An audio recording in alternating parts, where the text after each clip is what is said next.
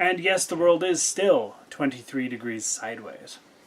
Let's talk about pragmatism. We're going to get to this kind of sideways, but we are going to talk about pragmatism.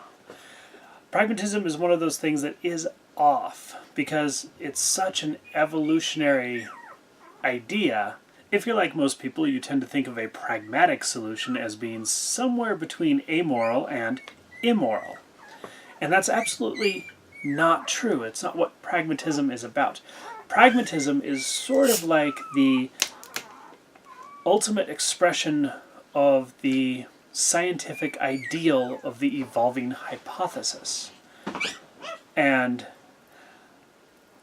I have problems with pragmatism sometimes because it's hard to describe it to people who don't really understand what I'm talking about without getting into utilitarian terms.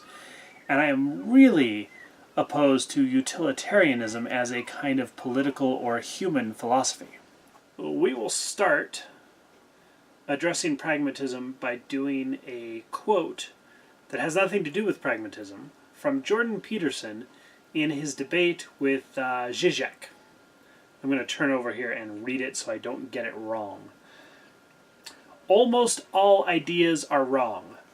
It doesn't matter if they're your ideas or somebody else's ideas. They are probably wrong. Even if they strike you with the force of brilliance, your job is to assume that they're probably wrong and to assault them with everything in your arsenal and see if they can survive. That's Jordan Peterson. I was discussing this quote online and people kept trying to tell me that pragmatically, all that mattered was whether or not the idea was useful. And that's not really true, okay?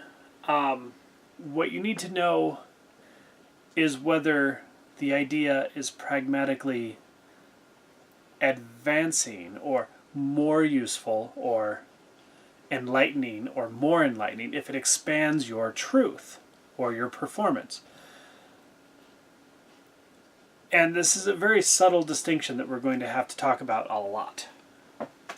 So let's talk about what pragmatism is to begin with. According to the dictionary, pragmatism is an approach that assesses the truth or meaning of theories or beliefs in terms of the success of their practical application.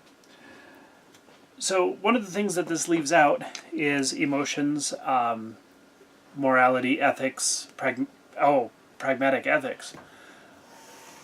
And it kind of turns it into a utilitarian definition. And that's not really what we're looking for. Pragmatism is a way of perceiving reality or a way of assisting you in your perception of reality, in your reality. Consider the practical effects of the objects of your consideration. Then your conception of those effects is the whole of your conception of the subject. Now, I think Peirce was incorrect in that statement. Okay, he's one of the founders of the philosophy of pragmatism, which is a domestic American school of philosophy.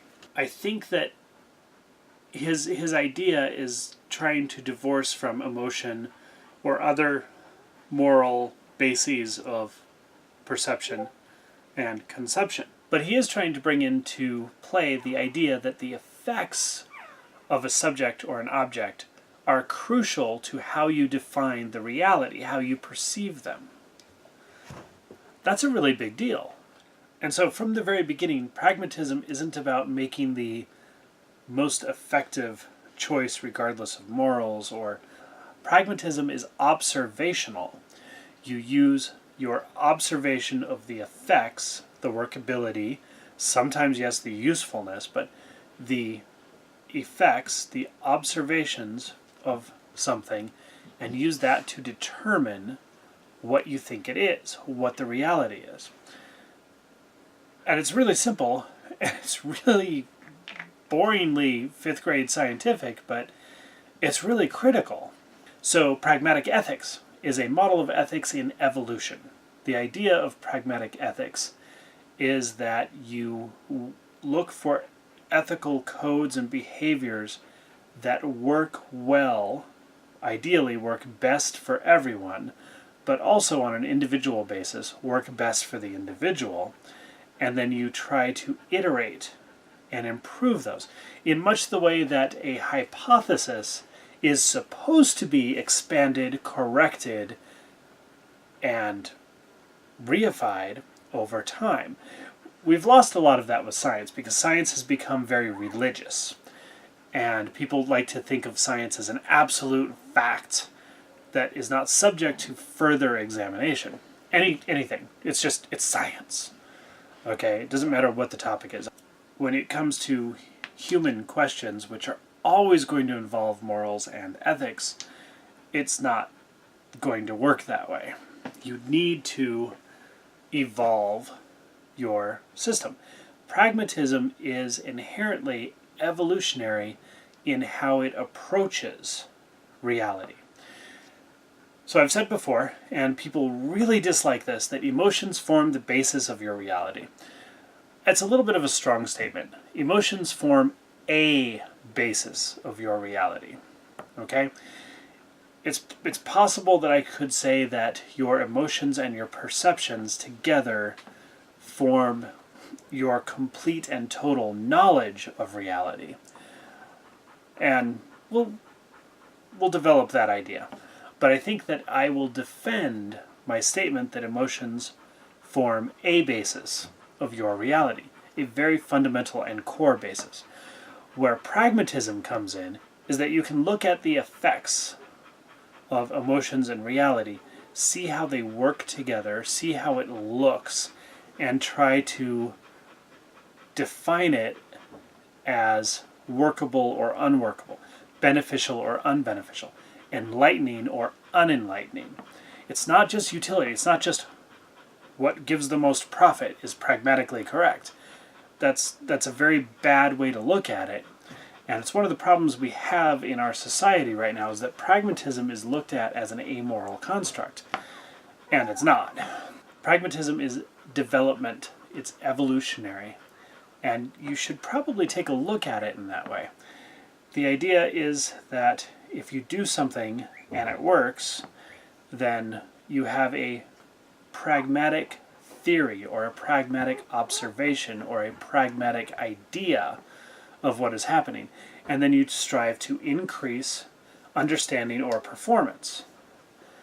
Okay? That's how pragmatism works. It's developmental. It's evolutionary. And really, that's it.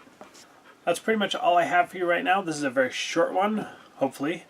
And I just wanted to give you a little heads up that the pragmatic answer is an evolutionary answer and one that seeks higher truths or higher truth values over time. So, stick that in your hat. The world is still 23 degrees sideways. Like, share, subscribe, and I will see you again soon.